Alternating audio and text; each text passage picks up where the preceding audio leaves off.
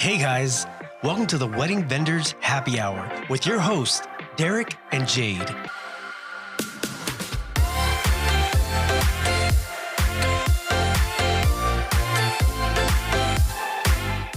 What's up, guys? Thanks for tuning in and welcome to episode number 18 of the Wedding Vendors Happy Hour. Again, my name is Derek with DP Films Productions. My name is Jade with Justice Promised Events. Today we chat with Kaleb and Elaine with KEJ Productions, an amazing husband and wife cinematography team based in Florida. That's right. This is going to be one awesome episode. So grab a drink, take a seat, and let's get to it.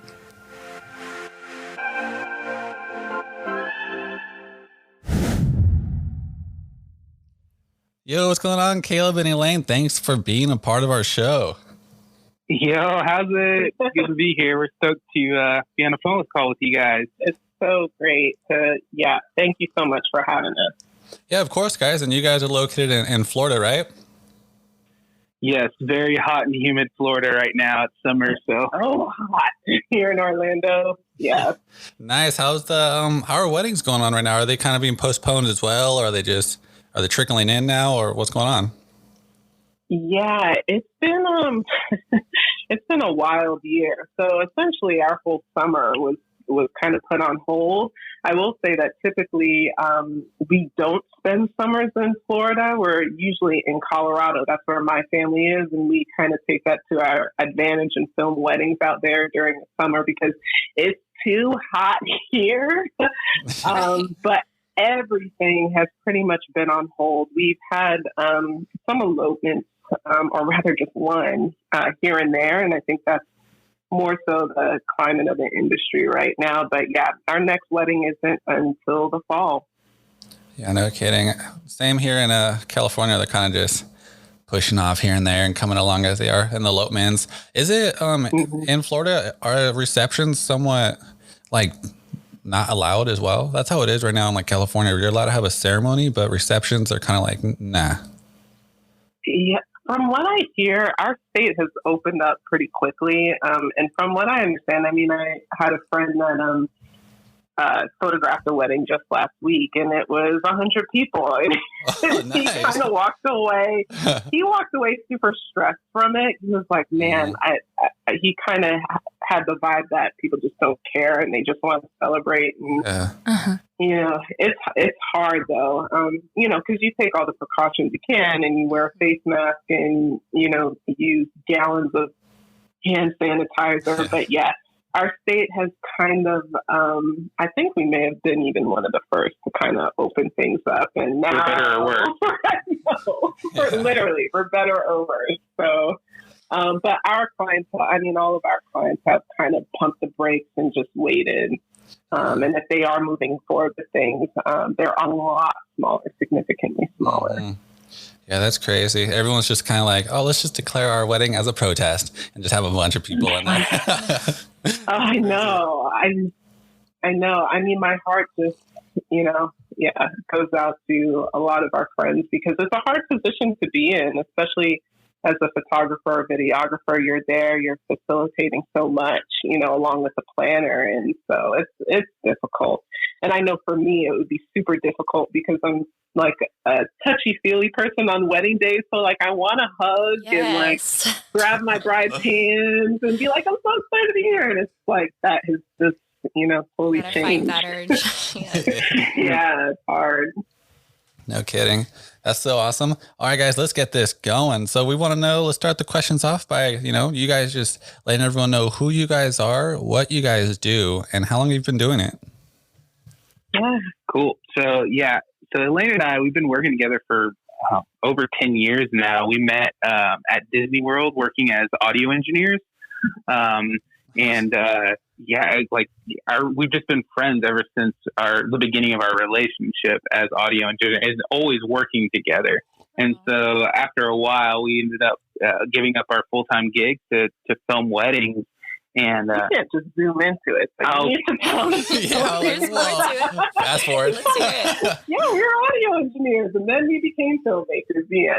So the way we kind of dropped into it is we love to travel. And for our second year anniversary, this was like in 2014, we went to Thailand, which was always a dream for us. And we filmed like the crappiest of the crappy video, like vacation video on a GoPro, and just edited like this super rush. I think I even edited it on the way home. Yeah, on the plane. Yeah. Nice. And we edited this video together, and a friend of ours who was engaged saw it, and they were like, "What the heck? Like, you guys edit video?" And I was like, "Yeah, not really." It's like totally for us. And they were like, "You should film our wedding. Like, you guys have a knack for this. You should like try and break into this." And I have to say too, in that whenever people ask, like, I'm really terrible at like, if somebody asks, "Oh, can you write scripts? Can you film weddings? Can you do all this?" And I'm like, "Of course I can." Like, and I didn't even we had a GoPro, like we were like, "Yeah, let's do this thing." So we ended up filming their wedding, and I actually borrowed I think we had a GH4, we had a T3i, we had GoPro. Yeah, we had that GoPro as our safety. We always knew we needed a safety camera. That was our safety camera.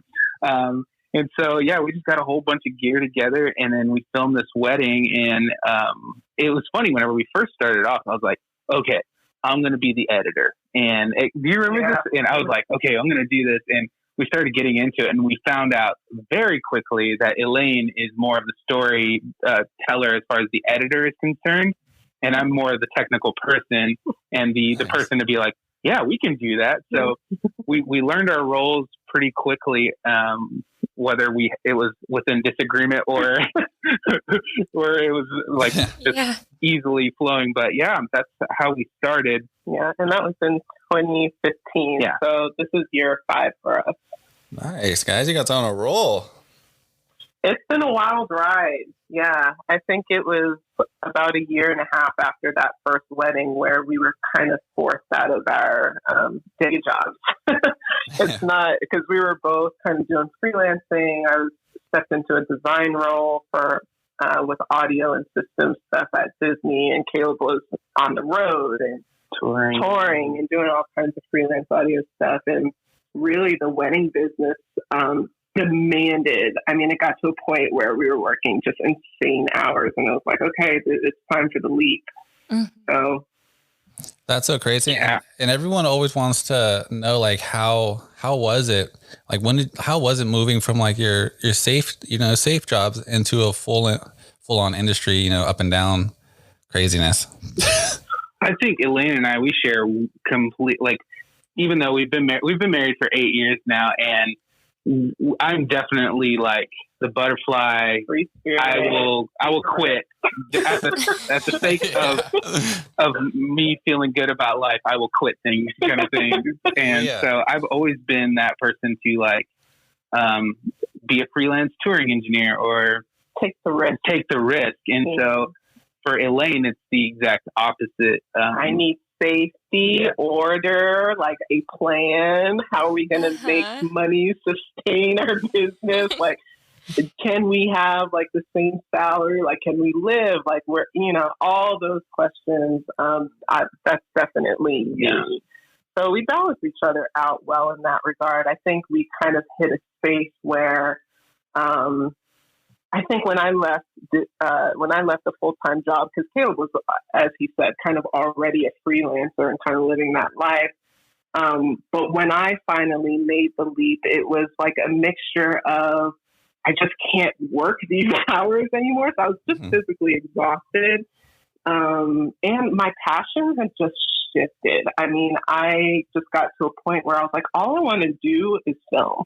All I want to do is, spend time with these people that we're developing great relationships with. And although like my career in audio was amazing and even it continues like on a consulting basis now, but man, my passion is just in filmmaking and storytelling in that manner. Mm-hmm. That's so cool. And I think with like, so the actual transition for people, it's just like, we got to a point where Elaine was doing like probably the biggest show she was going to do in her position.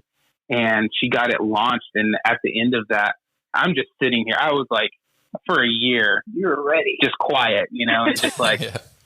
whenever you're ready, we can do this whenever you're ready. And really just being patient with Elaine, I feel like was the best thing. But also it was towards the end of that where I'm like, okay, we need to nudge this thing to say, hey, our business isn't going to grow unless you take this step.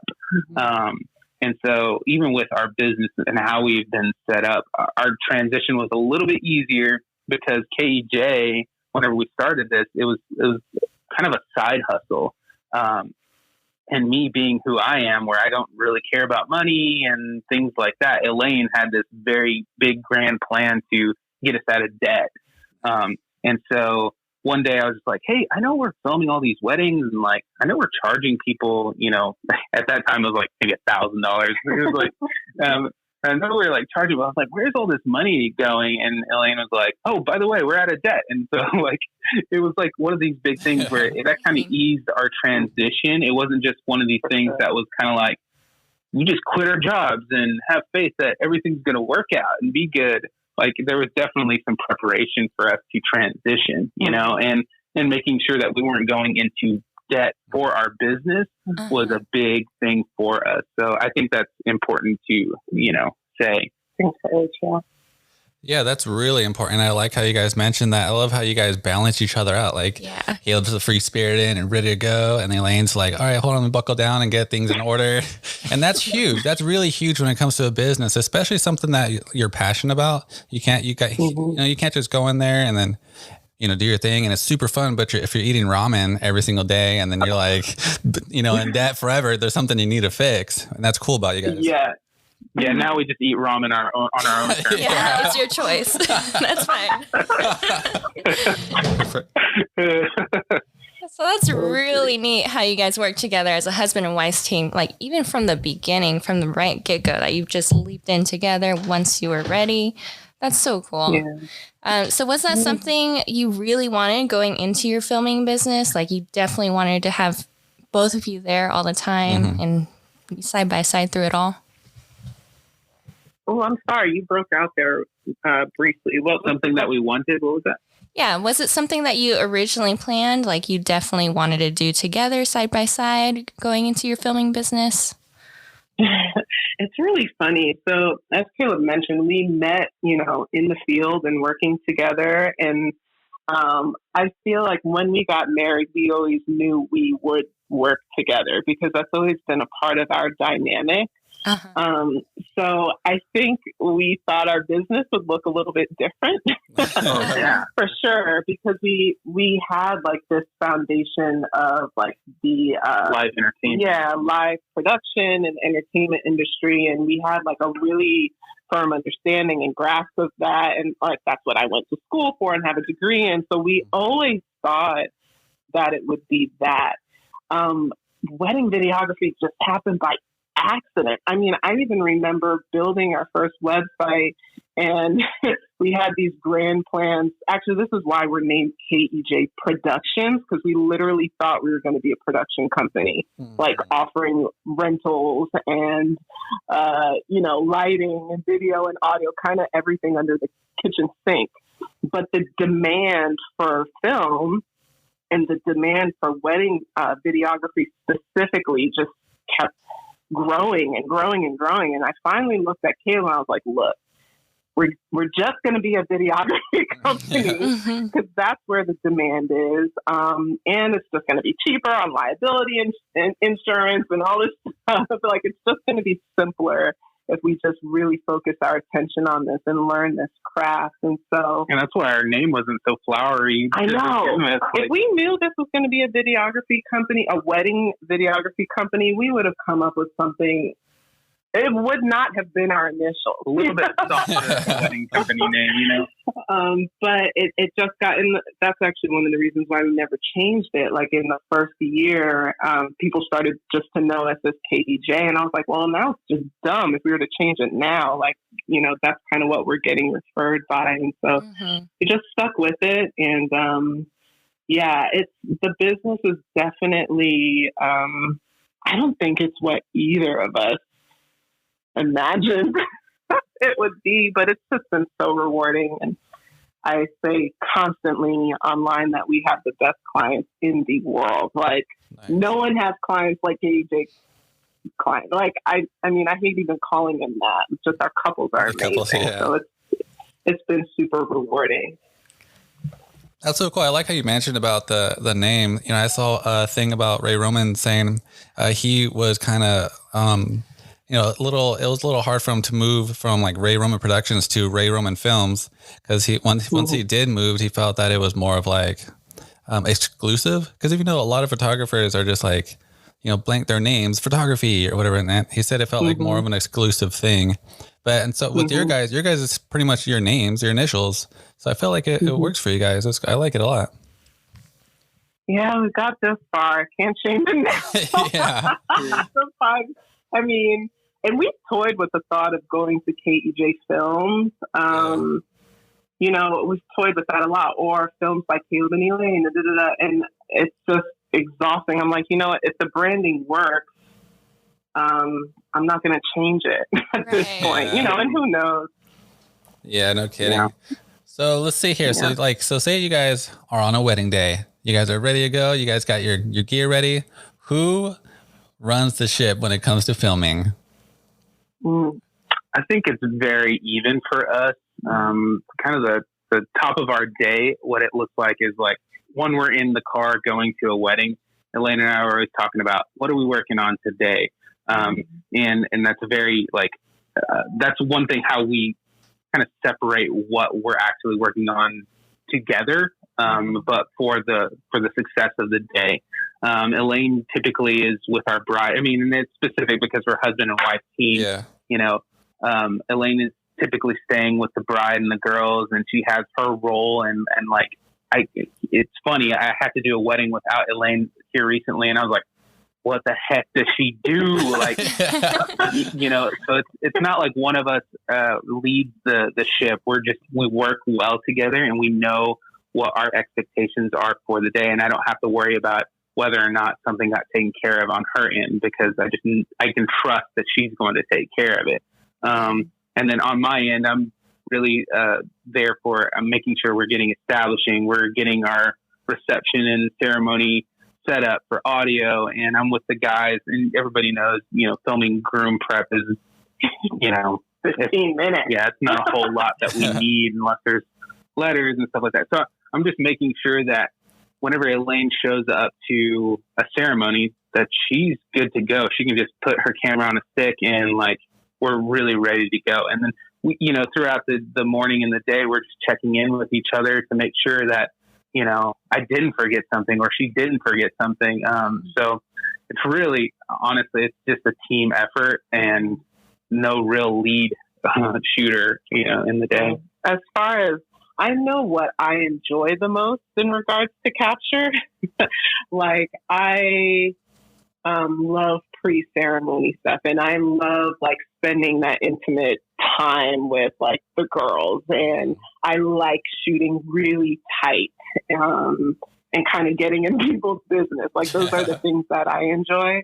Whereas Kaleb likes, you know, droning. Listen, I have never picked up the drone in my life. No drone shot. All KEJ drone shots are Kaleb. Every single one. Nice. So it's like that stuff. Like I think it's beautiful and it can be used in the edit. But as far as shooting it, like I like that stuff makes me nervous. So I just go near it. You know, but that's not to say like during like portraiture or romantics, like I think we ebb and flow well in that regard. Like if Kaleb sees a tight shot that could work, it's like what do we usually say to each other? Hey, switch. Like that's the code word to like, hey, take the gimbal. Let me have your tight lens. I see something. And we do that quite often. Or if Kaleb's on the gimbal, which is actually quite often, like it's a heavy rig. So he tends, you know, he can get tired. And in that case, like, hey, give me the gimbal. I'll do these shots. We've learned how to communicate well too. And actually we learned this from, I forgot who taught us this, but one of these things where like, if we're on there, like if I'm getting a shot on a gimbal and there's a specific shot, you know, would work for a film, we would always say, I like your shot, but let me get that same shot, you know? So it's basically not saying that shot's crappy.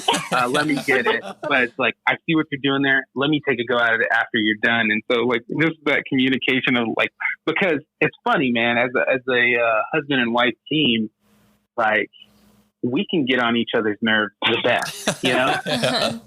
Like we know what's going to irk you a little bit. And so like That's okay. on the wedding day, we don't want to like, it's not about us, you know? So it's not about us. So it's really like laying down your pride and like just learning how to communicate so we're not making things awkward for everybody. It's something that you have to learn as a husband and wife team. Yeah, definitely.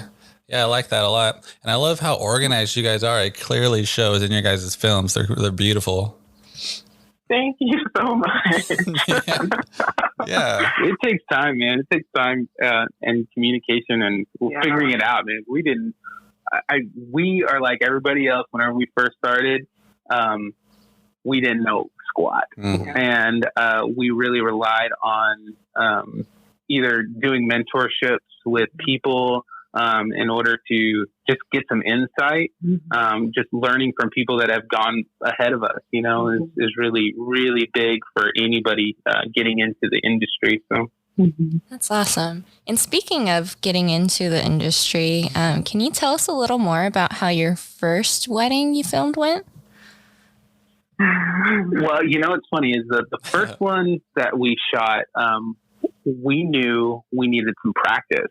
So actually we found out our next door neighbor across the street from us, it was an older couple, and they you know, they had already lived a lot of their life, but they're like, you know, let's get married and let's make it legit.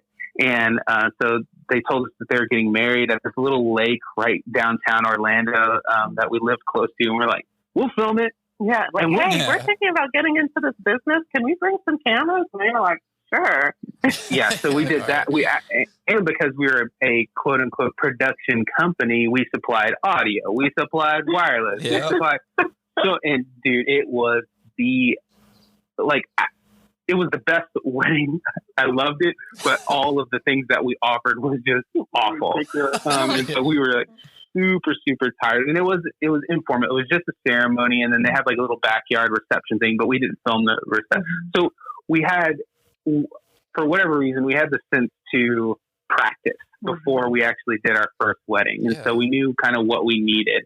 And then on the first, I think about this so often at our first wedding. I almost missed the first kiss. Actually, let's just call it what it was.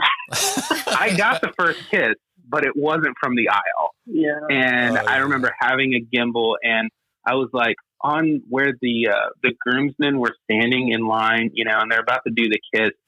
And I've never seen this photo, but I'm pretty sure it's out there. I'm pretty sure I'm in the photographer's shot of the first kiss. I've never seen the photo, but I know I was there. And I felt, and until this day, I'm like, oh, what an idiot. Like, I think about that. And that was 5 years ago, you know? So I would say, though, because it was our friends, it was a lot easier. And we knew a lot of the people that were at the wedding. It was a lot easier. And then once we actually booked our first, like, paid, like, we can't screw this up. Somebody paid us $500 for this. We cannot screw this up. They're trusting us. And then, like, it went well. We just, you know, again, we leaned on mentors to, like, and YouTube and everything to make sure that we weren't going in there and being a distraction. And that's one thing that us coming from the live entertainment and production realm, we've always had a very clean workflow and awareness, to make sure that we're not the sore thumb, you know, and so we brought that into weddings, and it really helped us at the beginning of weddings. So I feel like our transition into weddings, we knew it's like, this is a live event, and we've done live events that are way, way bigger as far as numbers and like money spent, and also like what we call the pucker factor, like it's being like high profile. So like we came from this, like we want stress. Yeah. High stress. And so we kind of knew what that felt like as far as nerves are concerned. Not that we're not nervous whenever we're on weddings, but it's just a different kind of nerve. And so it was kind of an easy transition for everyone. And also being that we're professional audio engineers, it was one less thing that we needed to worry about. Which I know we don't take that for granted. We know a lot of people, you know, audio is half the battle on a wedding day. It's very, very nerve wracking. But we had that leg up, I guess, early on. Yeah, that's crazy. Audio is really huge when it comes to film. That's your moneymaker, especially if, like, you know, like the vows and like you guys mentioned, the letter readings. That stuff is gold. Yeah. It's the one difference between photo and video. Like, that is the one difference. And when I talk to young filmmakers, and I say young filmmakers like we've been doing this a long time, but when I talk to people first coming into it or starting to introduce audio into their films, like, I'm just urging them, like, it's a must. Like, this isn't a, like, well, I don't know if it, like, you need to, you know, because that's the only thing that, you know, kind of separates us. One of the only things that separates us from photo, you know, so. Yeah, for real. That's crazy. Hey, so when you guys first started, do you guys ever like look back at your film now? I'm like, whoa, this is crazy to what you guys do now?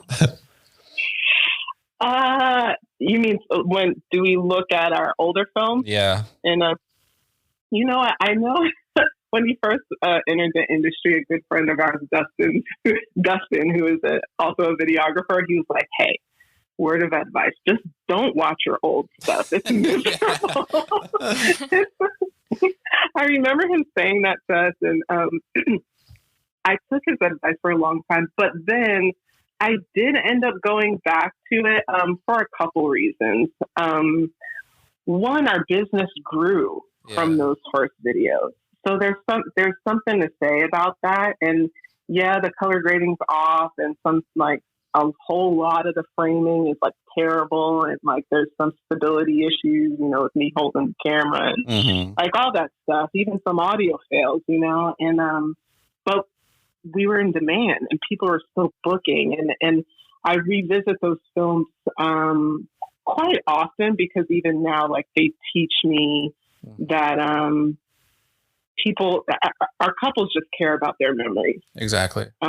They care about their memories more than they care about the perfection of filmmaking and what that may or may not mean, you know, to me.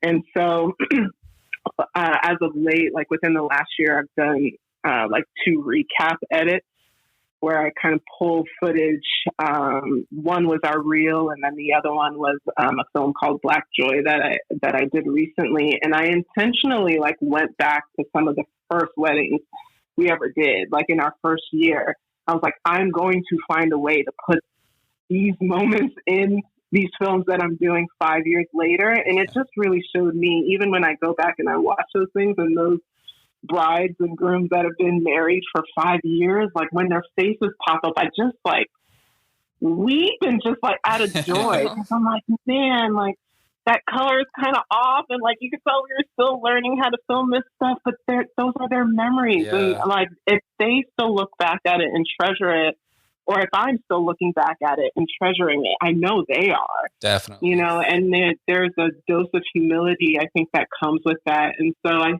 I it's just overwhelming when I see our old stuff.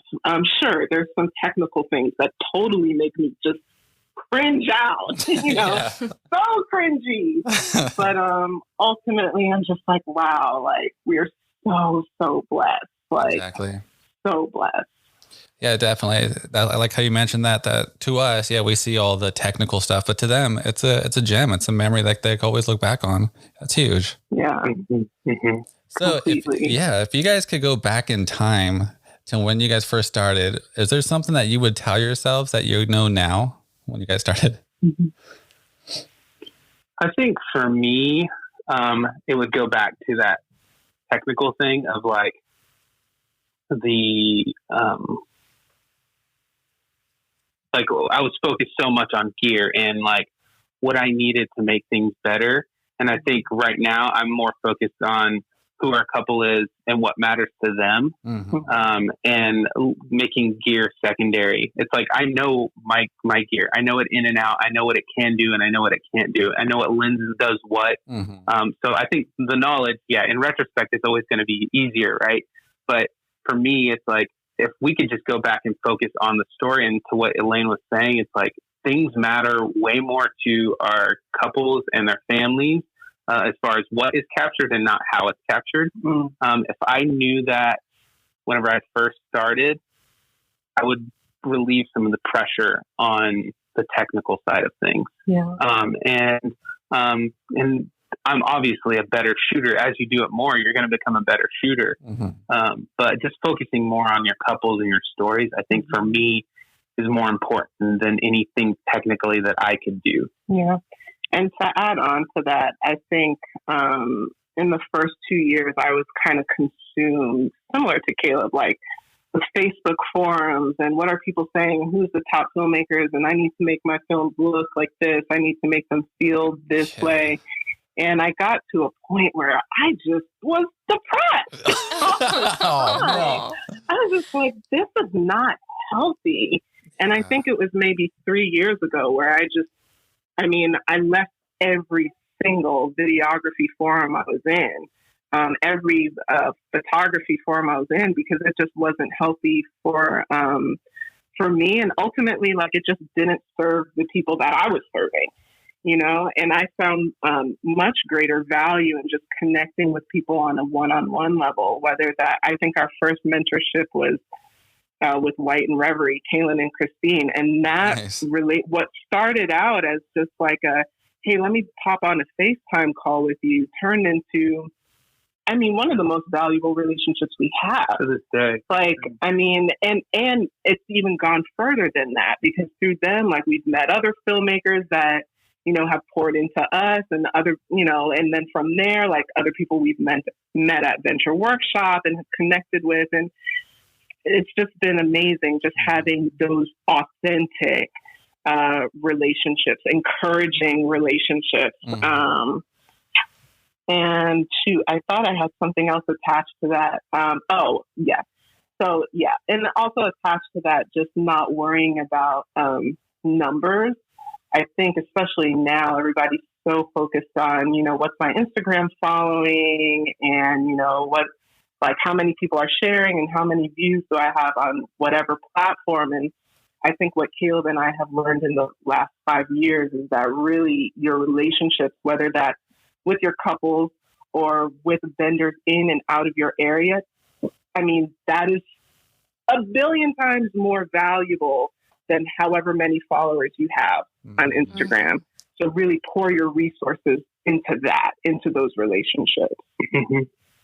That is brilliant. You guys can't see it, but I'm doing a little golf clap, because that is amazing. Like, what you guys said is like huge. The gear thing, when everyone starts out, everyone wants to get the latest and greatest. Everyone wants, all the camera gear, all the lights and whatnot. And then huge, what you said, Elaine, about, comparing yourself to people. And it's really cool to, well, not cool, I guess cool to know that even you guys faced it, and your guys' work's amazing. Even you guys were like, holy crap, like, look at these other people. So it is normal for people to feel like that, but they do need to, somewhat pull away, like you mentioned. That's really cool. Great answers. So I was curious, I think I saw that you do a lot of destination weddings as well. Is that right?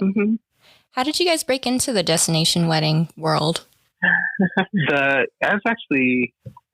think we started, definitely relationships. I think we started to, a practical way was being able to be on the knot in Colorado. And it started with Colorado because Elaine's family was there, and because we didn't want to film in Orlando because it's just way too freaking hot here during the summers. And so we did like a little bit of nothing crazy, a little bit of a marketing plan in Colorado. And then we ended up building some relationships while we were there, connected with some planners, connected with photographers that were out there. And that kind of started us off. And then actually through just relationships with people, whether it be mentorships or whatever, started pushing us to destinations and stuff like that. And then it kind of just took off from there. We didn't really do a whole lot of work other than just once we started posting that we travel, people started booking us. So a little bit of groundwork, but it kind of naturally turned into us doing a lot of destinations, a couple international, mostly here in the States. Also, I think because, especially in the last 3 years, our business started from travel with that GoPro Thailand video. And so travel has kind of always been a part of our story. And I think that's pretty important. If that's something you intentionally want to break into, destination weddings, it's going to be easier and even easier on you if you already travel. Right. And that's already kind of part of your lifestyle. Just start filming that stuff and putting it out there. And I think that also helped as well, because then people know they're not hiring someone that's new to crisscrossing, the nation with gear. They're like, oh, Kaleb and Elaine are already on the road. Let's see if they'll come to Minnesota or Maryland, so. I would also put on to that, destination weddings are awesome. Know what you're getting. But you have to know what you're getting into, because it is a lot of work, a lot of extra work. You have to buffer. And one of the things that I see a lot of people do is give discounts just to go and film somewhere awesome. It's you have to know that you're spending money on rental or on hotels and cars and flights and stuff like that, and insanity, yeah. Right. And knowing that you have to change your gear pack, and I think the one thing that we've learned by doing destinations is how to show up to weddings with less gear, which is a godsend. I love it because it keeps our packs lighter and we're more efficient. But you have to know what you're getting into. Yes, it is awesome. We love it, but it's also, at the end of our travel, quote unquote, travel season, we're just white. Yeah, we're white. And there's a lot of things, because Elaine and I love to travel. There's sometimes we'll tack on some extra days somewhere, just to enjoy the, environment or wherever we're at. But it's also one of those things, man, we have all of our gear with us. And so that's kind of nerve wracking, and just making sure. We've heard horror stories about people losing their gear and stuff like that. So, you just have to know what you're getting into, and you have to, if you value it, go for it and do it well, and just shape your filmmaking around your travel, I guess.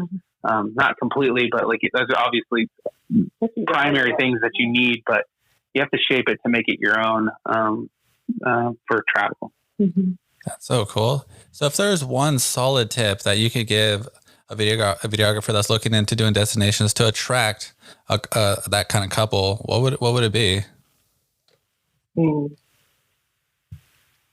Oh, I would definitely find somebody that who's already in it. Yeah. Because I feel like if you were to reach out to us or people who travel and do this, they're going to be able to give you some insight into details, specific details, like when is the best time to book your flights, like little things to save you money so you keep the cost down. Another thing that I would say is, I think one of our early destination weddings was an actual photographer friend of ours, who was getting married, and I don't think we made a lot of money off of that, which was our intent. We was we need to get out to the West Coast. So how do we do that? Well, let's go film this wedding, do it on the cheap. It's our friends, so they're comfortable with us. And it was our first elopement that we filmed. So it's kind of like what people do with styled shoots in town, wherever they're at, just to get their name out there. I feel like you're going to have to invest into doing something on the cheap in order to just, you want to shoot what you show, kind of thing. And so, don't dig yourself into a hole. Don't ever do a destination wedding for free. Yeah. That's my biggest thing. Please don't do that. Because you will travel costs, and some, because even the travel costs are way more than you think they are. So, I bet. But again, just I think it boils back down to relationships, as Kaleb said. Definitely. Awesome. Mm-hmm. Will you guys still be doing destination weddings now with COVID around? I feel like the only stuff that we have right now is destination work, which is nuts. Like, and people are like moving dates like crazy. Fall is going to be nuts around here. It's going to be nuts. Yeah. So we, all fall we're kind of bouncing back and forth. We're in New Orleans, and then we're in Maryland, and then we're in Colorado, and then we're here, and then in Texas, and then Dallas, and so it's. We're gonna die. So pray for us. You guys will be fine. No, you guys. But will you guys be taking any like more precautions now that with this COVID thing? I'm not sure how strict the air flights are going to be or how they are now. Yeah.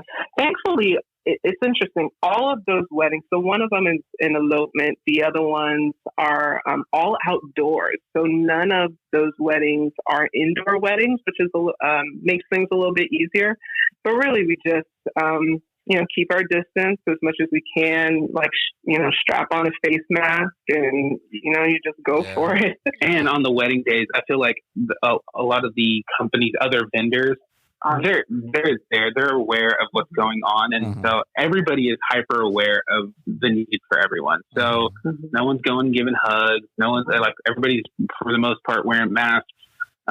We bring hand sanitizer with us, Clorox bleach wipes to wipe down the airplanes. Everything. Yeah. So I think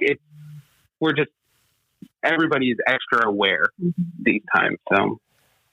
That's so cool. And I know those films are going to be amazing, and I can't wait to see them. Cool. So before we can move on to the next section about gear, we're just going to take a quick break. Welcome back, guys. We're still here with KEJ Productions.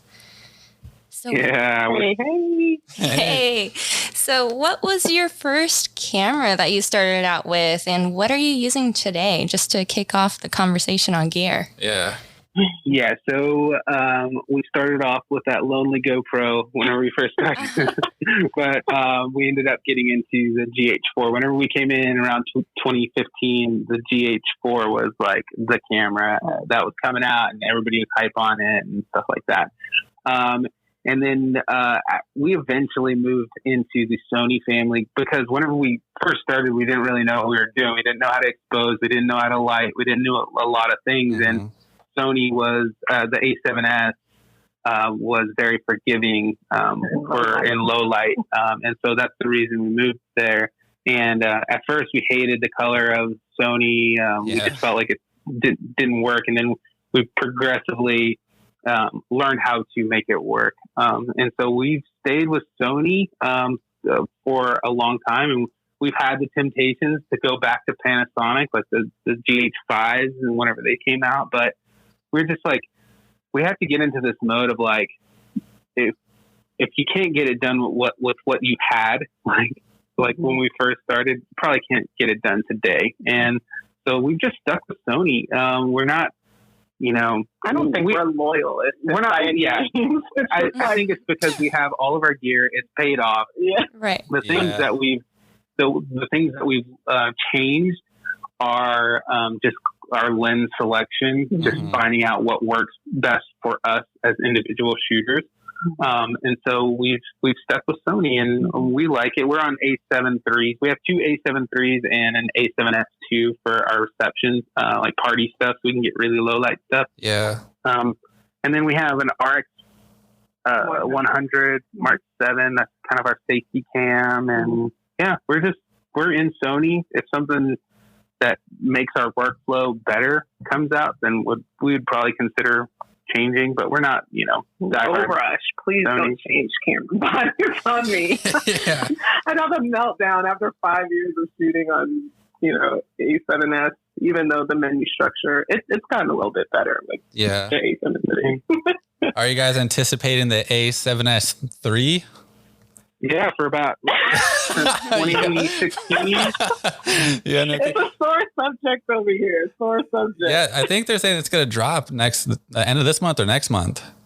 If you listen to me, I will believe it whenever I see it. Yeah. Whenever it's in my hands, I will believe it. I've been waiting for that thing forever. Yeah. No. I mean, I don't know. Maybe I think, like I said, it's working for us. Like the A7 IIIs, they work for us, and especially because they have the new battery. That was our biggest gripe. We burned through 20 batteries in a day, kind of thing, with the A7 S2s. Yeah. But, so yeah, I think we're gonna stick around for a little bit. If things change, I'm sure we'll make a big announcement or something. I don't know. Yeah, well, your guys' films are amazing. So I mean, I can't imagine what anything else would do, because your guys' stuff is top notch. I appreciate that.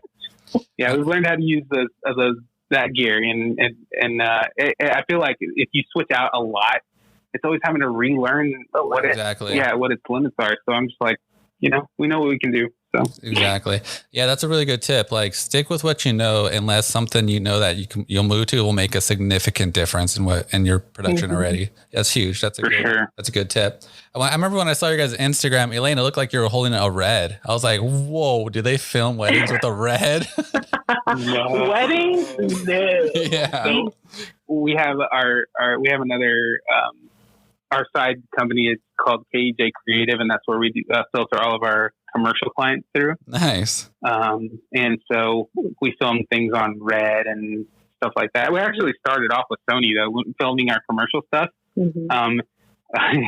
And I built this really big cage around it because I was concerned that our clients were going to know that I was using a DSLR and they didn't look professional enough. And it turns out our commercial clients didn't care. Yeah. But we really wanted to, again, like what you were just saying, it's like, if it's going to elevate you, then upgrade. Yeah. And so that's if you have the budget. Yeah, and if you have the budget. So I think we booked several commercial gigs with a client before we ended up pulling the trigger on the red, and we bought used. And you were looking at that thing. I mean, we had mulled about that for a solid year. Yeah. It's like, do we jump ship? Do we go ahead and get the red? And it's like, let's wait a little bit more. Let's rent a kit, play with it. And I mean, I think that's one of those investments that you really need to weigh heavily. Yeah, big time. But as far as shooting weddings with it, nah.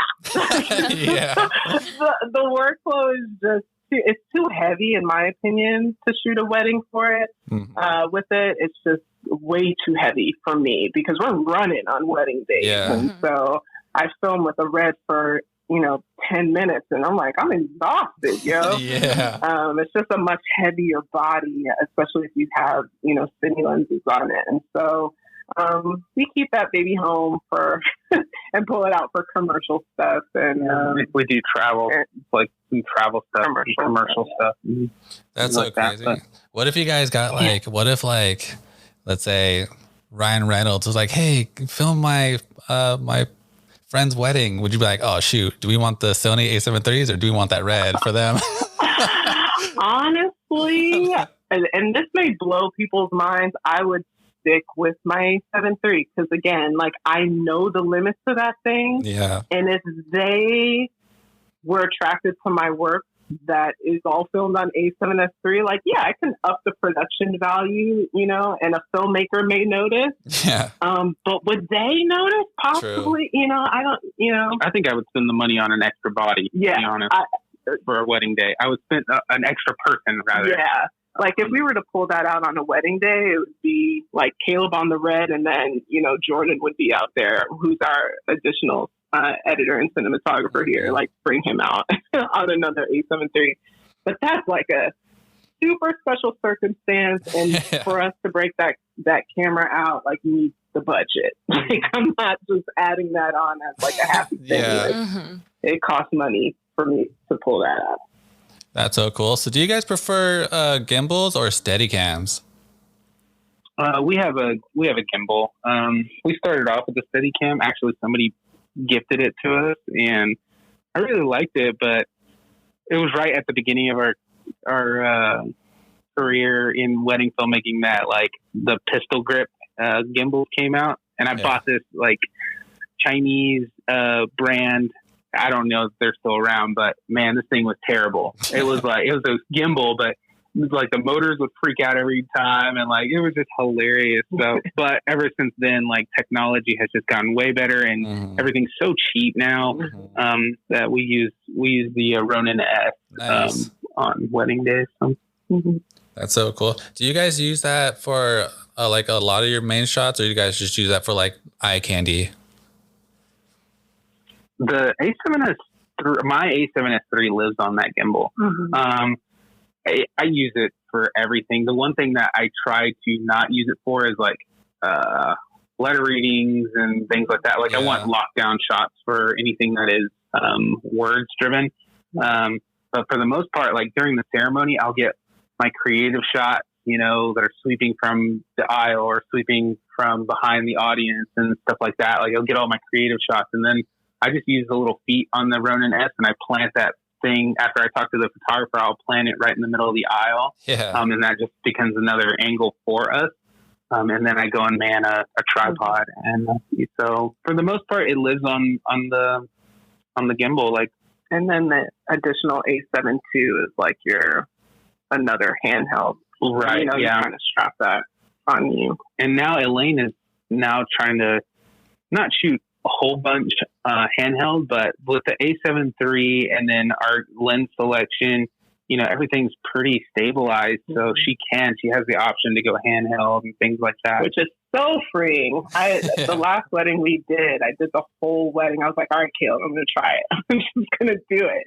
And I shot the whole wedding prep, bridal prep handheld, and it worked. I mean, and it was just so freeing. Like, and I only, you know, carry a monopod, you know, but the ability to just move and not think about tripping someone or myself with my monopod is awesome. Yeah. And it's just way less intrusive to me. You know, it's just me and my camera and maybe, you know, a side bag that has an additional lens in it. Yeah. And we use small HD focuses. I feel like once we got into those monitors, it definitely took our filmmaking up to the next level within framing and see everything. Yeah, for sure. Yeah, definitely. I like how on those cameras you can actually see like a color, like a LUT that you have or whatever on the camera as you're filming. It's just really helpful. It's nice.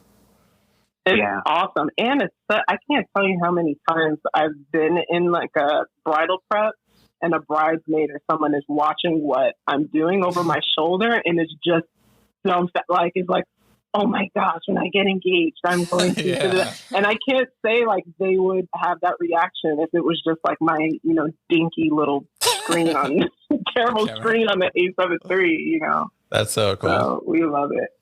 That's awesome. So there's a lot of talk about people shooting in certain frame rates. So there's like people like to shoot in 60 because they could slow it down whenever they want. But then a lot of people say to shoot in 24 because you get that more cinematic look. What do you guys prefer? We shoot everything in 60. Just about. Yeah. Maybe then, for ceremony or toast, we'll pop it into 4K. If we need a little bit of bump in exposure, we'll jump down to 24p. But our timelines are in the edit are always set to 24 or 23.98.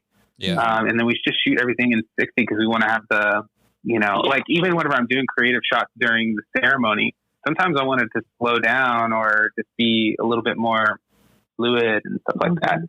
But I don't think it's like a rule for us. Yeah. Like we shoot for whatever we think is going to be clean. Like I've done we've done one wedding where I shot on accident in 24p. Yeah. And I was doing this really beautiful sweeping shot with one of our brides. And I was like, ooh, this is going to look good whenever it slowed down. And then we got into post and I was like, frick. But the like, because I was like, that was probably one of those days where I was working on not stomping around like a monster and like trying to be graceful and with my steps, and the shot came out so good and it just looked really cool because it was in 4K 24. And so I was like, oh, well now that's an option. Like it's not a rule, you know? Yeah. I'm very particular about frame rate in the final video. So we set up, did you mention this? We set up our timeline, in 23.98. So even if we're shooting in 60 once it drops into the timeline, and if it's in normal speed, it doesn't look like a frame rate of, like, it looks like 2398, because that's like a huge pet peeve of mine when I'm watching a video and like I can tell, you know, like the shutter speed is jacked and like the motion blur is off. And so, if anything, I will say that our shutter speeds are always, if we're in 24 frames, it's 1/50. Yeah. And if we're in 60 frames, we're, what is it? 1/20, 125. Yeah. Because Sony stuff is, you know, that's weird. Yeah. But that's something I'm really finicky about, is like that motion blur. Yeah, that's it. If I was to guess from looking at your guys' films, because they look very cinematic, do you guys use Cine 4 as a color profile? You are correct, sir. Hey. Yeah, for a long time we were on Cine 2. Oh, yeah. Right? Yeah. For a long time. And then we finally did like the A/B test, and it was like, oh, you get like a stop more. No, that wasn't it. What was it? No, I was talking to Kalen Rome, and he was like, so you guys are shooting Cine 4, right? And I was like, should I be shooting Cine 4? And then I did some tests, some A/B tests, and I was like, holy crap. I was like, the way that it brings back the sky, I was just like, okay, well. And the shadows. Yeah, detail in the shadows. Yeah. But Cine 4, yeah, we like Cine 4, and it just works for us. So. Do you guys find that in that profile it's somewhat hard to expose, because it could be like pretty flat and bright? Oh, I'd say for the first couple of weddings we shot in it, I definitely noticed the difference. I was like, this is like, I'm struggling. But the post-production was significantly easier, like the coloring. So even when I was struggling on the day of, and maybe like, you know, our rule of thumb is like exposing for skin tones always. And so when we got into post, I was like, oh, I can actually recover some of those highlights. But again, going back to the small HD, that tool just really helps, because we can kind of see what the final look is going to be by using a LUT loaded into the small HD. So that often helps with exposure as well. Yeah, and I have to say this, because Sony is just, like I said, coloring on Sony, it can be very, very hard. So our biggest, like, everything that we work on is probably exposure and white balance, and probably white balance, I would say, is greater than. Just because if you can nail white balance on Sony, that's whenever things start to get to take you to the next level, I feel like. So I bought this little app on my phone. It's called like Light Meter or something like that. And it actually has like a little Kelvin readout. Oh, wow. And so there's some times where like I'll just open up my camera for that app, and it'll show me what the white balance is in certain scenarios. So we're really, really adamant about lighting and white balance. To that point with lighting, I was going to say, I actually tell our couples, listen, when I walk into your getting ready suite, I'm turning off all the lights. Yeah. I tell them that, like, it's not weird, like, it's going to feel weird, but I cannot have mixed lighting, period. Because Sony is just totally, I think, unforgiving in most situations, but Sony especially, trying to color that mess and get it, it's miserable. You know, if the A7S III comes out in 10-bit, that would be the reason I would jump to that camera. And it's because, again, like we were saying earlier, it takes you to it helps elevate your workflow. It's not that it's really cool gadgets, 8K, whatever. I've read a little bit, but I'm just like, I don't really care about that. If it's going to help us color grade, I'll take it. There you go. Yeah, that'd be awesome. Yeah, so you guys, so from the sounds of it, you guys manually work on your guys's white balance and stuff.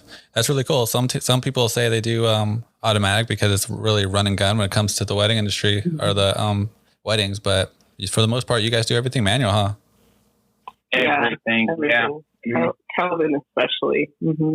Super cool. I think the reason things are so variable on wedding days, you know, and sometimes you can get messed up because we travel with 4 cameras. So it's like but it's the communication between Elaine and I, and or your your second, shooter. It's like just making sure if we're in a scene, what is our white balance? Like that's one of the things that you have to communicate. And we're often like, during toast, we're like mouthing to each other from like across the room, like 4-2-0-0, Calvin 4-2.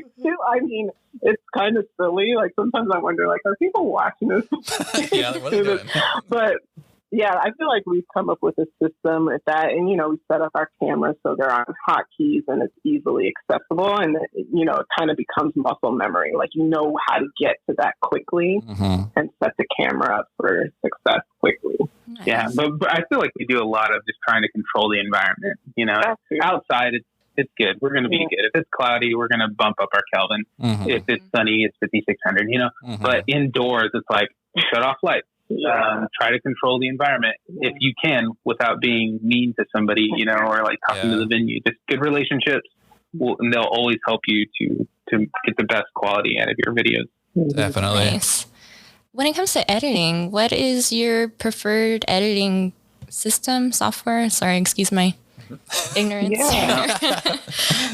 Yeah, so we edit in Final Cut Pro X. For weddings. Weddings, yeah. Final Cut Pro X, and we've kind of been in that since the beginning. The very first, going back to the GoPro Thailand video, was actually edited in Premiere. And when we stepped into weddings, I was like, that is just too much for me. This comes naturally to me. Final Cut comes naturally to me. So we've been in that since. And since then, we've just come up with workflows that really just make it fast. Yeah. And, our process is pretty streamlined at this point. We always start with words and story before we even look at any visual. The storyline really needs to be laid into the timeline. So we start with that and then just build on that with B-roll. And then each one of our films goes through like several paths of review. So where each of us watches it and kind of picks it apart and make sure we're delivering something that first and foremost is reflective of who our couple is, and also that it feels like a KEJ film. Those are like the two things that we really focus on. I would say for anybody that's starting, man, I know like some people they already have Premiere, they already have an editor. The Final Cut, as far as workflow and folder structure and just favoriting and keywords, like multicam, it's fast. It's for so weddings. Fast. For weddings, it's fast. Definitely. I like how when you guys are on like a wedding day, do you guys already kind of have like a plan of like how you're going to construct the story, or is that once you guys dump the footage and you're like looking at it and you sit down, then you guys build it from there? Yes and no. So we try to go into the wedding prepared. I feel like one of the reasons why this job hasn't gotten old to me is it is like a new, you are crafting like a new thing after every wedding, and so when we go in, like we send our couples a questionnaire and we ask them everything from, are there any, tokens or any heirlooms that, that are going to be at your wedding day that may not be obvious to us, that have, things that have special significance, and make sure that we capture that, or, any traditions that we may not be aware of, or, we ask them, how did you guys meet? And, all those details play a role. But as far as like having a plan, I think it, Kaleb and I go in with a thought of like, okay, we kind of know what the vibe is, like, what are we going to work on technically and what's important to the couple. As far as storyline, I'll tell you, I feel like we get surprised every single time. Yeah. Like I go into the wedding thinking it's going to be one thing or one story, and then I leave and with something else like, man, this moment was super powerful, and we can connect it to, Dad's first look, or we can connect it to, different things that happen in the wedding day. And so, yeah, we really don't have a plan. I think the only thing that we kind of, and this is in our questionnaire Elaine didn't mention, is that we ask about music. Yeah. And music, I feel like, will give you insight to anybody's life, like just knowing who they are musically. And so that's something that we do ask. We ask what music they do like and what music they do not like. And then we're listening during the day, like just to their man, you got to think, like, as a bride and a groom, they're probably mostly a bride, but they're thinking about everything. They're thinking about what kind of music they want specifically for cocktail hour, for what kind of music they have, or musicians they have, or just things like that. I feel like that's a very good identifier as into like who they are. Are they hype? Are they cinematic, classical? Like that would probably shape a lot of just our mindset as how to film things or approach. How aggressive would we be in the reception, like with the dance party, or how classic and how like locked down do we need to be? And so that kind of shapes some stuff. That's really cool. I like that. So it gives you kind of a heads up of kind of how to build their story, but you don't like say, hey, what kind of songs do you want? You're just like, hey, what kind of style is you guys like? Oh, okay, cool. I let them know right up front. You're not picking this music. I was gonna say, yeah, for sure. I mean, I know there are some filmmakers that do it, and I'm like, how? Yeah, no way. So miserable. You know, it's just it's so much of that controls the pacing of the film and the storytelling. And again, I said earlier, like, our couples are the best, and they are, because they really do give us full control in regards to that, and they understand that. So yeah, I love it when our couples send us like Spotify playlists. Oh man, like we'll jam to that on the way to the wedding, or if they tell me like some of their favorite books, you know, like we had a bride who was like, you know, I love like Jane Austen, like that feel, and I was like, got it. Like your film is going to be straight up like cinematic. Yeah. And then when I walked into her reception, I mean, it was draped from like ceiling to floor in like this fabric, like very classic white, like lace. I was like, I get it. You know, like I can't score your film with, you know, like electronic bumpy music. Like it's just not going to fit, you know? So yeah, that it keeps us fresh, keeps everything fresh for us when we have like a variety like that. My favorite thing. That's so cool. So I wanted to go back into the editing. As you mentioned earlier, you have another person on your team and he also edits. I know us as creatives, it's really hard to give our babies what we film and how we've edited before to someone else. Like, how was that transition for you guys, and how do you guys feel about it? Oh man. Yeah, I hear that.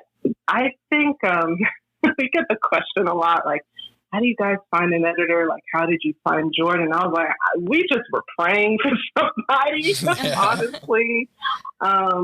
Here's the deal. Jordan came in with really little to no filmmaking experience. He is a musician, and he's done some photography. But really, he came in and he didn't have any bad habits, which I love. Yeah. So we were really able to kind of mold and teach him how we do things without him bringing in any of his own ideas. Like, that sounds really selfish in some regards, but I feel like that's part of the reason why it's been such a success having him on our team. And he just has a heart to learn, and he's willing to kind of he actually said this to me the other day. He's like, okay, I edited this reception space, and I edited it in a way that I think you would edit it, not me. Yeah. and I just was like, wow, he's just the right person, because that he would be so unselfish to be like, man, I actually like it this way, but this feels like KEJ because this is what Elaine would do. And I would just really encourage people that are looking to expand their team to look for that, like someone with that heart that is willing to be like, hey, I'm working pretty much someone else's dream, part of the dream, but like, this is their baby, not mine, you know? And then from my perspective, also giving the space for him to make his own decisions and make his own creative edits. Because listen, Jordan has brought some stuff in here that has, I mean, literally made me like jump out my seat and run around my living room. It was so good.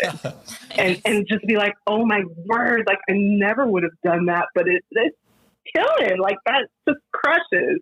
Yeah. And there have been many moments in our films, especially within the last year, where people have said that transition was insane. I'm like, that wasn't even me. That was Jordan. You know? So it's like incredibly rewarding. It's a lot of hard work. I'd say it took a solid year for him to really have a grasp of our workflow and the style. And like, you know, it's just now he's really has a handle of color grading and audio. And so he's kind of pushing into the mastering side with Kaleb. Yeah, and I would say we started him off with just the kind of the grunt work, sorting, favoriting, like finding our workflow. And so with our workflow, it's like once Elaine organizes everything into our folder structures and things like that, he'll bring it into Final Cut and sort everything and then start favoriting. So we have that unique workflow to where when we will all be working on different wedding films, whether I'm the finisher or in color and audio and like sound effects and things like that, or light effects. And that would come after Elaine is finished with like basically the highlight film or like the actual film. And then Jordan would be in another sorting and favoriting. And so we have like a good workflow between the three of us, but it definitely took some time to, you know, get Jordan up to speed and him creating new process that we have to learn sometimes of like, oh yeah, that is way better. Like, why wouldn't we do it that way? So just being open to new ideas that somebody can bring onto your team. And it takes a lot of humility for that. For sure. I mean, as you said, like you're handing over your baby, you know, and it takes a lot of humility to not kind of be like, well, this is my company and I would do this, but to really like listen and be like, wow, that's a way better process or that's a way better idea, and giving the space of like, okay, why'd you put this clip here, and actually really intently listening to their reasoning and being willing to go with it. You know, it's been awesome. I tell people if you want a reality check on your ego, hire an editor. Because the first film that Jordan edited, I remember watching it and crying because it looked like my work. I mean, I just was like, oh my gosh, like this can be duplicated. And there was a part of me that was like selfishly like, but I thought I was great. But at the same time, I was like, wow, this is like freedom for me, you know, because this isn't all just sitting on me now. Like I know that there's another person that can help us, you know, help with this workflow. So that's so cool. I love how you guys are like, you know, the masters at your crafts, but you're still open and, you know, willing to learn and give people a chance. It's really cool. For sure. It's been awesome. So now that you guys have this other editor, Jacob, have you guys ever done same day edits? Yeah, quite a bit. Oh, wow. But yeah. We don't bring Jordan though. Oh, whoa. Jordan comes, you know, there's specific weddings that will bring Jordan out on things, or like one was Elaine wasn't able to be at that particular wedding, so I brought Jordan with us. But yeah, there'll be times where we do a lot of same day edits, which is kind of crazy. Yeah. Almost you two? Yeah, just us two. Wow. Yeah. So a lot of the times, like it'll happen during the reception, and we're thinking about through the day. Like Elaine will ask me, you know, what are your moments? And I'll be like, okay, it's this moment for the groom. There's the establishing shots. She has her shots for bride prep, whether there's a first look. Like it's very strategic on how we put it together for the same day loop. And then during the reception, like once all the formalities kind of happen or however it is, I'm kind of like just manning the show and making sure that everything's going smoothly. And I'm like, all right, Elaine, go in your corner and don't talk to anybody and like just make it happen. And that's kind of how it happens. And sometimes like it's up to the button, man. And I would say Elaine's gotten really, really good at same day loops, and a lot of the times it's received so well. But if you're going to step in same day loops, you have to understand sometimes there's some couples that they're more about partying. And there have been times where I've completed a same day loop and then I go out and I see how live the dance floor is and I'm like, it'll wait. At the end of the day, like, and that's the thing, like, we always do them as surprises because I don't know if I'm going to finish. Like, either I have the time to do it or I don't. And, like, there have been times where I go out to the dance floor and I'm like, they're just really enjoying their guests right now. I'm not going to pull them aside for a 2-minute video. Like, I'll send it to them tonight. And I think that's one of those things where you kind of have to weigh how you're serving your client. Does this serve my client the absolute best? And there are times where even though I slaved and like, you know, probably took a few years off my life finishing a same day edit, you know, if I go out there and they're just enjoying their time, that I'll like, it can wait. I'll show them, you know, we'll text it to them later tonight. So those hurt more often than not. And it's only happened a few times. Yeah. I think it's just to set the expectation.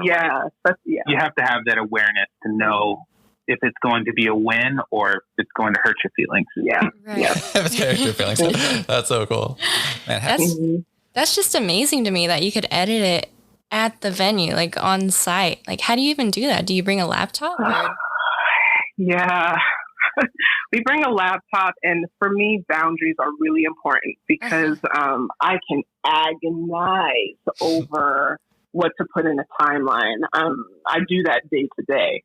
But when it comes to same day loops, it's literally, okay, I have 2 minutes.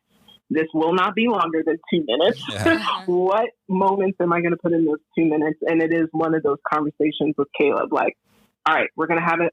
2 establishing shots. Is it worth dumping the drone footage? Is it worth dumping cam 3? No?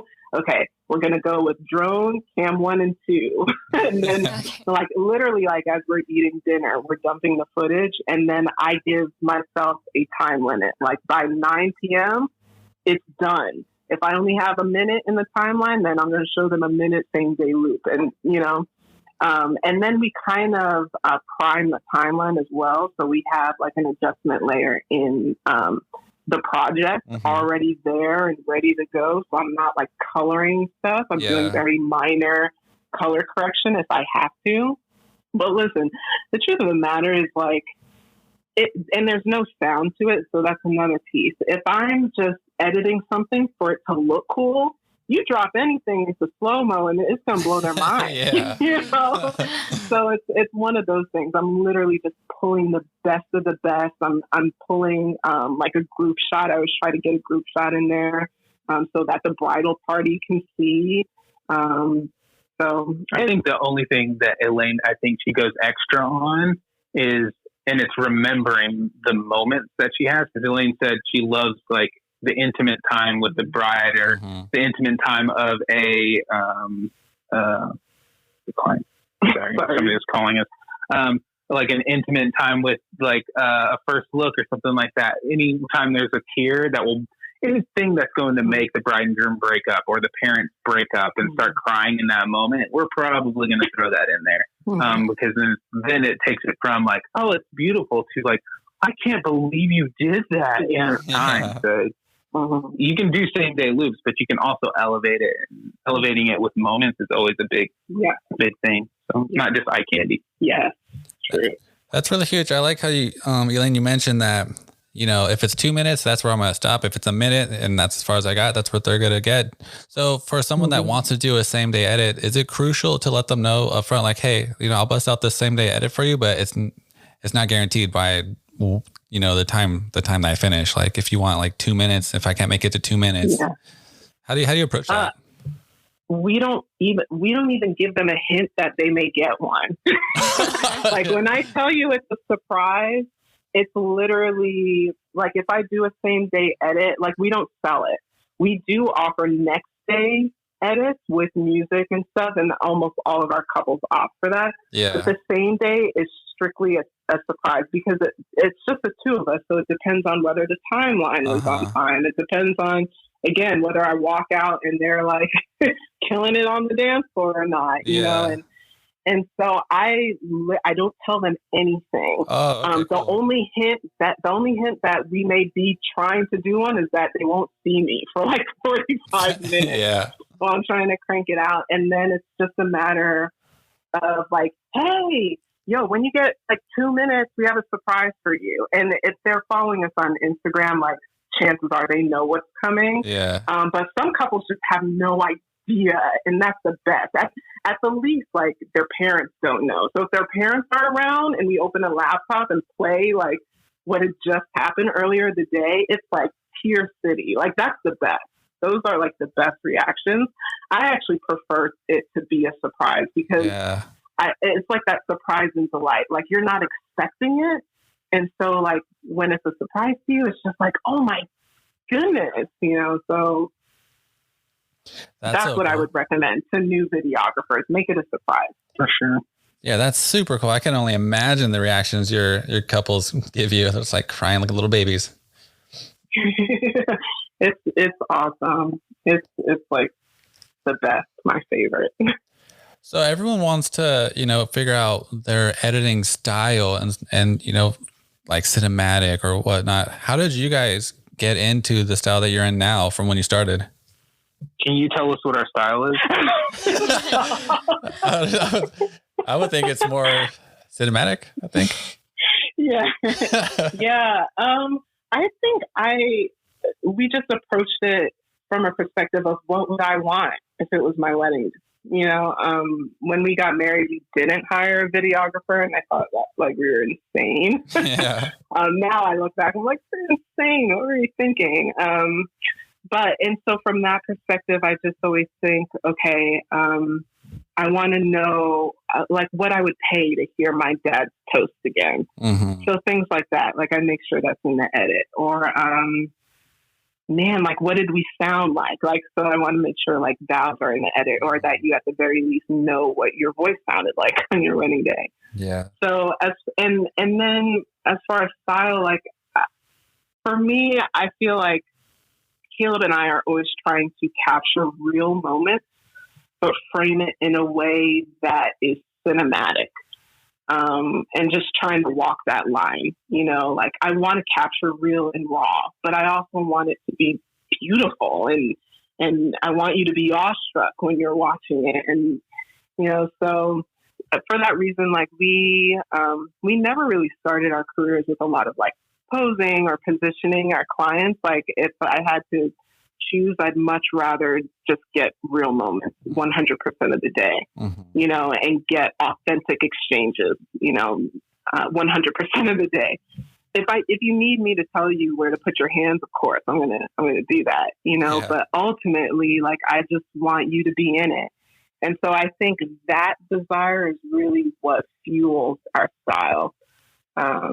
Yeah, and I think you can't really like blanket say cinematic or blanket say whatever adventure.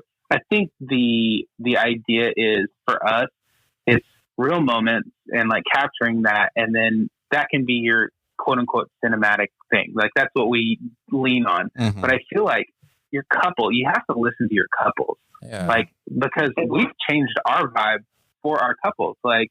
And so I feel like you can't really like pinpoint there. If you go deep into our portfolio, you're going to see the whole gamut. You'll see everything. And it's not about what we want it to be. It's about what our couple gave to us. Mm-hmm. And I think the one consistent thing that we try to do is have moments captured. Yeah. So. I completely agree. Like if you guys have a really outgoing, you know, couple, you don't want to make it like super elegant and just classy kind of a style. You want it to be upbeat like them. Right. That's awesome. Exactly. So let's get into the one that videographers deal with the most and want to know how to deal with is the photographer. Let's ask. So a lot of the cinematographers nowadays kind of feel like they're in the back end of the photographer. Do you guys, like on a wedding day, do you guys feel that it's true now? Or do you feel like video is now becoming more of a must-have?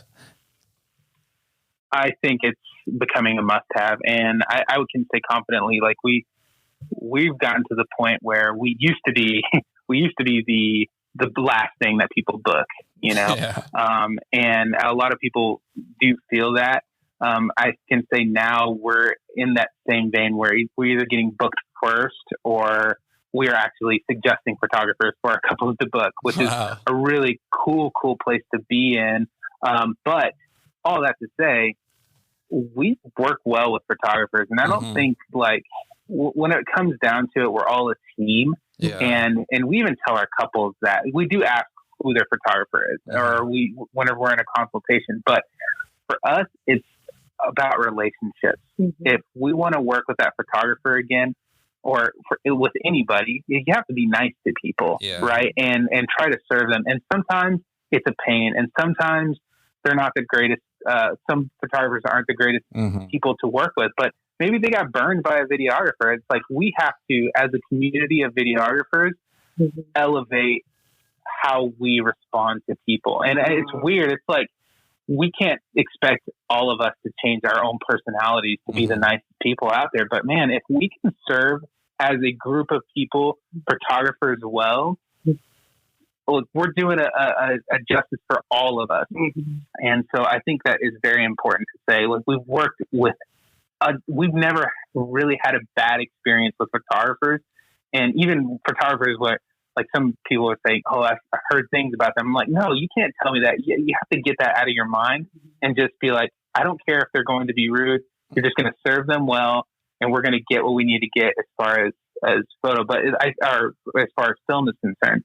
I think the best thing you can do, and it's not just with photographers, it's with DJs, it's with planners, it's with everybody, is just work on your person skills that will help you in the long run, because you're going to work with those people again, and they're going to get you clients, and they're just going to know you for how you treated them. And I think that's huge in general, life lessons, but I would say the one practical thing that Elaine and I do whenever it comes to a photographer is during like reading letters and stuff like that, the only practical thing we'll do is, if we're going to ask them to do anything, is just to shoot in between sentences, because to avoid clicks in the audio. If we're going to do any kind of request to work with a photographer, it's just saying, hey, would you mind just shooting in between the sentences? If they have a tear, by all means, shoot it. Go ahead and click away. But for us to record this audio, the bride and groom are really, the reason they hired us is because we have that clean moment with them. So if you remember, and then again, that changes the whole dynamic of how they shoot with the next videographer. So we're basically teaching photographers how to work with videographers by being nice and asking them politely how we can best work together. So I love that. Perfect. Yeah. So if there was I like that tip just about being the people person and whatnot, but how would you say to work with a photographer that seems to rush the bride when it comes to, like the first look or preps or whatever? How would you guys approach them? I would say, Elaine and I learned this early on. Like, if we had just 10 minutes of good footage, we're going to be in a good way. We know we can make it work in post. And sometimes it's like, we got 5 minutes, man, we're really going to have to stretch this out and make it good. Ultimately, this is what you have to think of. We don't want our couples or our clients to feel pressure, to feel any overwhelmingly we want them to remember their day as a really good day.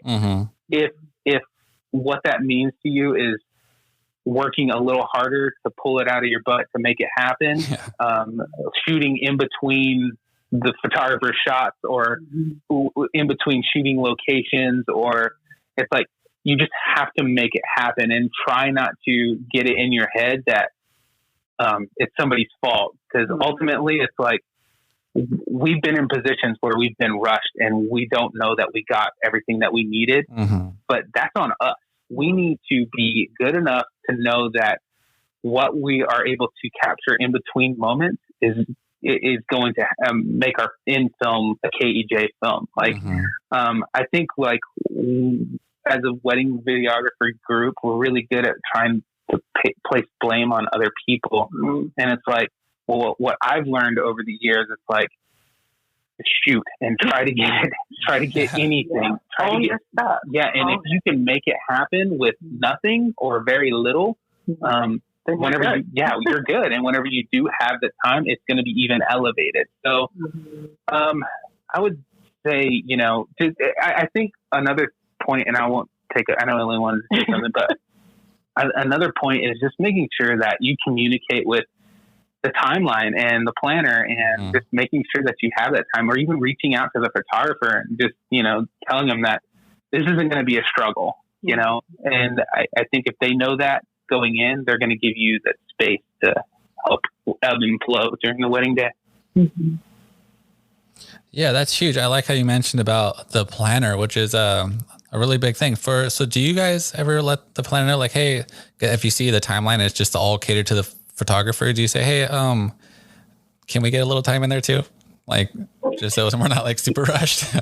how do you guys approach that? You know what? We actually don't. We like to work in tandem with the photographer. And so while they're shooting, we're shooting with them. And I like the creative exchange that comes with that. I know there are a few videographers that like insist, like, I need like, you know, 15 minutes of exclusive time with them to do such and such. And honestly, I feel as though that limits you creatively, because there have been so many like beautiful things that I have learned from photographers, and vice versa. Like, the ultimate compliment to me from a photographer is when I'm directing something and I hear them shooting. Like, to me, that's like, yes, like that's where we want to be, where we're like serving each other and like feeding off of each other creatively. And even if I hear them be like, oh my gosh, this is gorgeous, you know, like, hey, let's run up tight together, let's get some tight shots, hey, we're gonna shoot really wide, and we all kind of run back and shoot wide. Like, to me, that is like the dream team. Like, those are the photographers I'm going to recommend over and over and over, because then it's fun and they trust you. They trust you. It's like on the team side, it's fun.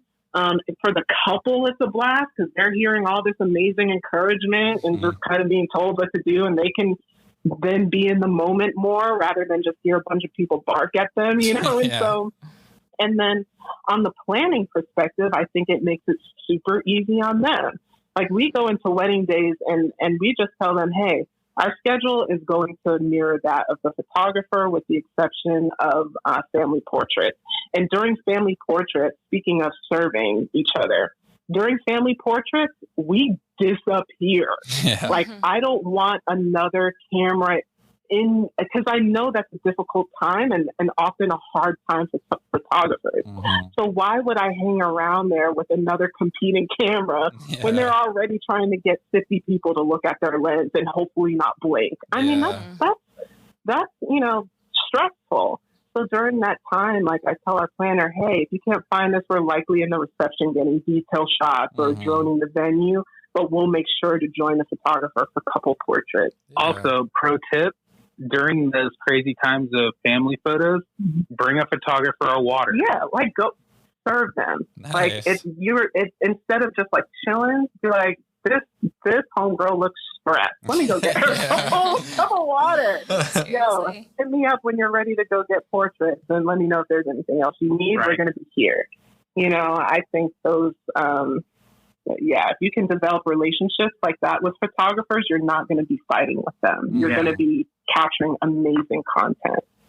That's huge. And they're going to suggest, they're going to recommend you because they want to work with that person again, you know? So. That's huge. I really like those. Those are some amazing tips. And like you guys mentioned about just working closely with the people that you're working with, because in the end, they're going to be the ones that are going to be like, hey, go check them out. They're amazing, and so forth, and vice versa. That's awesome.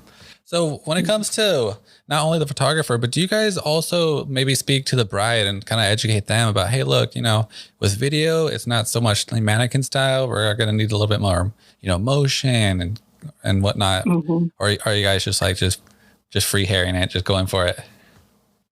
I I pretty much just tell them, hey, just be in the moment. Yeah. And then I kind of read what their comfort level is. I don't want to give them too much prep because I can always tell when someone has watched our film and they're trying to like model for the camera, and I don't want that. That doesn't look right. And so I just tell them, hey, just be in the moment.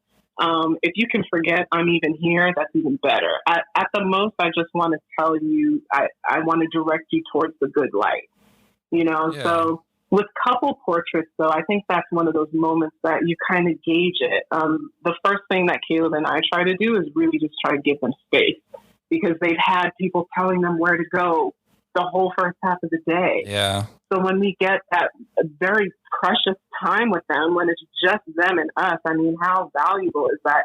It's like, hey, just take a few moments to be together, whatever that means for you. And sometimes they just stand there and they hold hands and talk and laugh. And, you know, after they kind of have their time, it's like, okay, we're going to direct you a little bit if I see that they need, you know, some direction. Yeah. Hey, let's just walk here really quick. Okay, pull it in really tight, you know.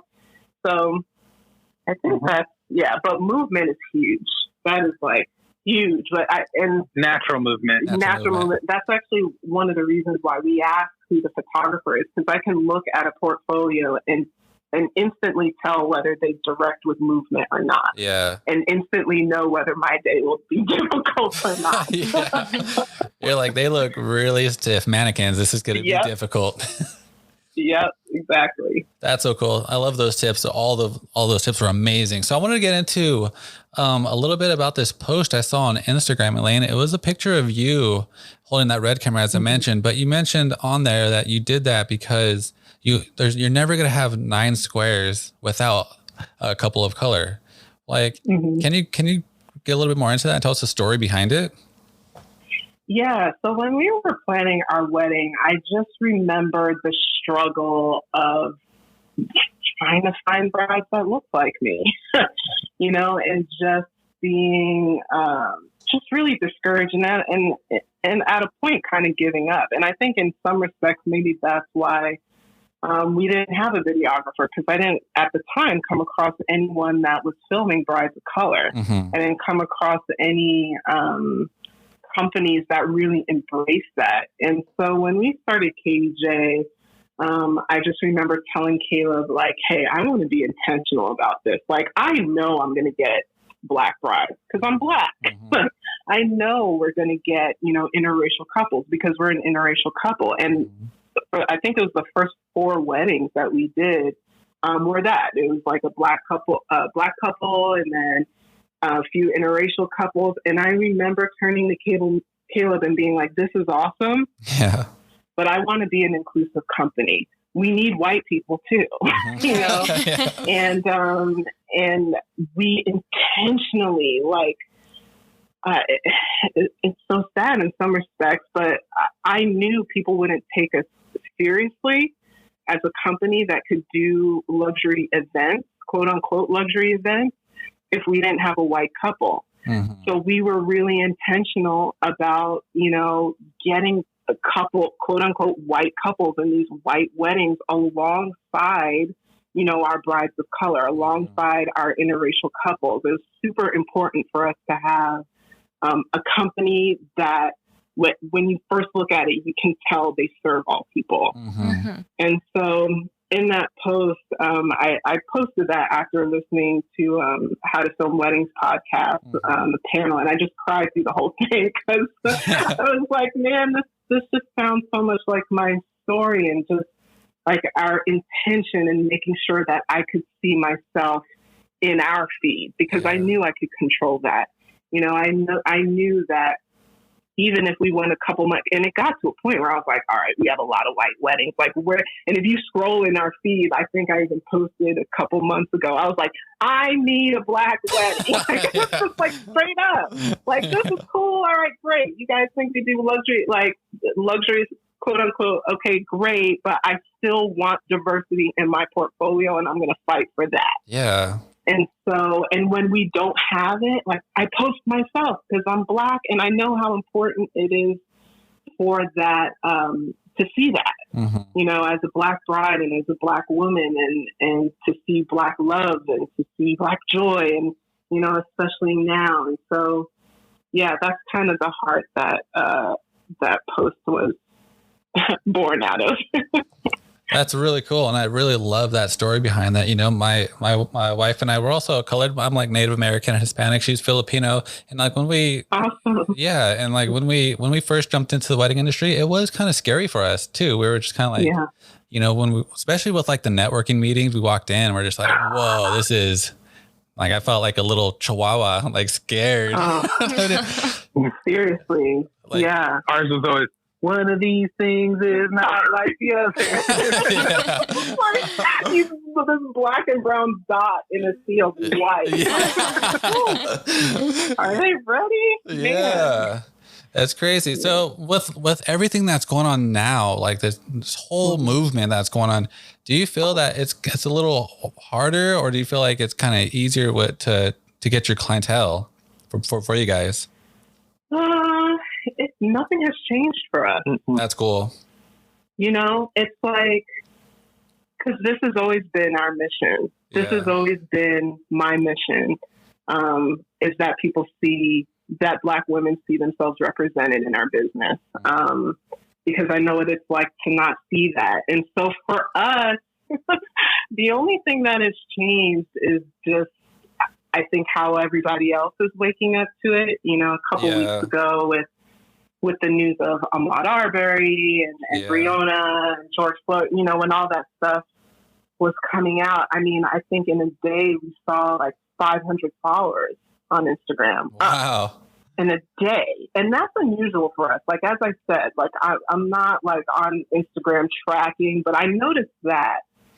And I remember just turning to Kaleb and being like, man, I just hope this is like genuine. Like, I so badly just want this to be real and a true like heart change, not just like a kind of like a gut reaction of like, oh no, we need to look inclusive and let me diversify my feed real quick by adding this Black and brown videographer. Like I really was just like, man, I hope they're intentional. And so as of late, I've just been having a lot of conversations. The conversations have changed, thankfully. Been having a lot of conversations just about really being intentional. Like, if you're going to shout out that, you know, that business, that Black owned business, like, interact with them. Don't just, you know, shout them out so you can kind of be in the safe zone. Like, see, I'm woke. Like, 'cause that doesn't work. Like, you kind of see right through that, you know? And so, yeah. That's really smart. I like how you kind of, just like you mentioned, you were just pretty much upfront about, you know, the way your style and the way the couples you want. Before, it seems like before this even happened, which I kind of feel like was really good. Did you hear about that one? I think it was with the photographer, and they posted that they supported the movement, and then that couple fired them because of what they were supporting. Did you guys hear about that? And do you guys feel that vendors need to be really cautious about what they're saying on social medias? I did see that, and no, because I think you should be I think you should only be cautious if it's not real. Yeah. You know, but if it's real and your heart truly aches for what's going on, and if you're really wanting to bring awareness and you're really like willing to do the homework, put it out there. You know, because it's at the end of the day, to me as a Black woman, like, this is not a political thing. You know, this is a humanities thing. For sure. Yeah. You know, so like, put it out there and be loud about that. And if you lose clients, toodaloo. Kind of like, thankfully, like, and listen, as I said, we serve a diverse group of people, extremely diverse. And I have friends that sit all over the political spectrum. Thank God. Like, we've been able to have some really fruitful conversations. And I'm talking about people that have incredibly different upbringings and thoughts than we do. Of course. You know, and just I know that civil conversation is possible. So when people just kind of cut you off, I'm like, they're just not decent. Like, I'm okay with losing that follower. Like, I'm okay with losing that person because, you know, I know these conversations are possible, even if everybody leaves and their opinions don't change. Like, the conversation is worth having. Yes. Definitely. That's amazing. That's powerful. Yeah. And I like how you just like stand behind what you believe in and don't be afraid to announce it, because in the end, if that client is going to be that way, then maybe that's someone that you don't want to work for. Oh goodness, it is not. Man, when I saw that, because I think it was a text message. Yeah. And I don't even know where it originated. I remember reading that. I was like, what in the world? Are people really? Like, they know they're going to lose their deposit, right? Yeah. I'll take that deposit right to my day off. Yep. Listen, I mean, but, you know, that's just the world we live in.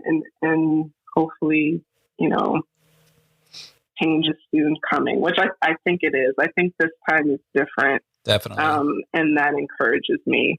Definitely. I like that. I like it. So let's switch up the mood here. Let's get into one of the last questions here. If you guys have one right on the spot, is what is the most memorable wedding you guys filmed? I think we have. Yeah, there's a lot. You pick one, I'll pick one. I would probably say, I think honestly, had to have been a cultural wedding or like a Jewish wedding. I think the first Jewish wedding we ever did was so like meaningful and tradition that we had never experienced. And I felt like in that moment of like some of their ceremonies, it was very emotional because of like how reverent it was. So I think that probably one of those moments was probably the most memorable for me. Mm-hmm. Specifically for me, my head always goes back to the first Nigerian wedding that we filmed, Sade and Diodun, in their traditional ceremony, which I had never experienced before. But there's a moment where our bride, Sade, basically she walks into the space, and it's like this huge celebratory moment. And right after that, her parents essentially pray over her. And oh my goodness, even to this day, like I get chills when I think about that, because it was such a beautiful picture of, I think we always, when we think about a wedding day, we know it's like this celebration, and like, you know, typically it's like, you know, the bride is given away, and like, but I think in that moment I discovered that there's all of these like different emotions that are actually happening in a wedding day, and one of them is actually like mourning and grieving in a strange way, like for parents, I think. And I remember listening to Sade's mom just pray over her, and basically she just prayed this incredible blessing over her daughter and the family, and it was just so, I mean, it was one of the most powerful things I think I've ever witnessed. I actually remember kind of pulling my eyes away from the monitor and watching it with my own eyes. Wow. Because I was just so moved by it. And at the end of the prayer, Sade, her mom was weeping, and Sade put her hand on her mother's face. And I just cried my eyes out. Even now, when I go back to that film, because the film starts with kind of like the celebration, her entering the room, and then it goes really quiet, and it goes into that moment. And the whole first half of the film is scored by piano and her mother praying this prayer. Oh, wow. And then the B-roll is kind of like her getting ready and stuff. And even now, when I go back to that film, I'm just like, man, I need her mom to come pray over me. It was so powerful and just so uplifting, but you can tell there's like this underscore of grief, like her mom knew, like, this is it, I'm like sending her off. Wow, you know, so. And I think that changed a lot of how we sit in moments yeah, like we just try to be more patient because things happen. And it's just not like technical filming, like make sure I'm framed right and all this stuff. It's like, you need to sit there in the moment with people and understand that it could be a very emotional or poignant moment. And for you to say something in that moment would be the worst thing that you could possibly do. Yeah. Yeah, no kidding. I definitely agree. Yeah, like if like a first look's happening and they're in the moment, they're crying, they're like, oh, hey, can you guys look at me while they're crying? You're like, oh, crap. Oh, yeah, man. Hey guys, this has been so great. You guys have answered so many beautiful questions. Your answers were amazing. Before we let you guys go, can you tell people, where they could find you guys? Absolutely. So our website is kejproductions.com. We can be found on Instagram as well at kejproductions.com, on YouTube at kejproductions.com. We're actually releasing our youtube.com/KEJ Productions. Nice. We've been releasing a lot of educational content for filmmakers, which has been so much fun these last couple weeks. And then also on Facebook as well. So I don't know if we're going to be at Venture Workshop at the end of this year as well. In October, we're teaching there. So Nice. people are going to be there. We'd love to connect with you guys. And yeah, we're just really stoked to be on y'all's podcast. And thanks for having us. This was so awesome. I loved all the questions you guys asked. For sure. Thank you for allowing us to share our heart. Yeah. Thank you guys. This has been like truly amazing. You guys are awesome. And guys, if you guys are looking for some amazing, beautiful cinematography, check out KEJ Productions. Man, what an awesome interview. KEJ was amazing. I don't know about you guys, but I was nerding out like a little fanboy. Yeah, seriously. Well, to me, it really shows how much they care about really understanding who each couple is and crafting a video that authentically reflects the heart of each wedding day and the couple's unique love story. Definitely. I really like how organized and detailed they are when it comes to their craft. You could really tell how much passion they have in their work. As always, guys, thanks again for tuning in to the Wedding Vendors Happy Hour. And if you haven't already, hit that subscribe button to hear from some more amazing wedding professionals. Till then, we'll catch you on episode number 19.